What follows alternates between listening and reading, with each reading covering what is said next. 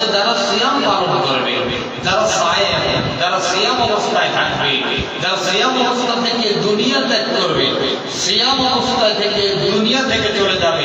আমরা যারা এই রমজানের সিয়াম পালন করছি, আমরা যারা একদিন পৃথিবীর জমিন থেকে চলে যাব, আল্লাহ সুবহানাহু ওয়া তাআলা সেই দিন আমাদেরকে ডেকে বলবে, আসো কোন সিয়ামকারী? তখন আমরা বলবো, লাব্বাইক আল্লাহুম্মা, আমরা কি হাজির। সেদিন আল্লাহ সুবহানাহু ওয়া তাআলা বলবেন, তোমাদের জন্য আমি আল্লাহ সুবহানাহু ওয়া তাআলা একটা দরওয়াজা আছে। দরজা কি?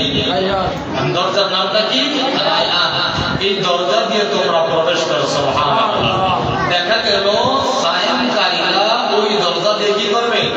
প্রবেশ করবে। রাসূল কারীম সাল্লাল্লাহু আলাইহি ওয়াসাল্লাম বলেন, যখন সায়ামকারীরা ওই দরজা দিয়ে প্রবেশ করবে, যখন সায়ামকারীরা ওই গেটটা দিয়ে প্রবেশ করবে, রাসূল কারীম সাল্লাল্লাহু আলাইহি ওয়াসাল্লাম বলেন, তখন অটোমেটিক গেটটা বন্ধ হয়ে যাবে। সুবহানাল্লাহ।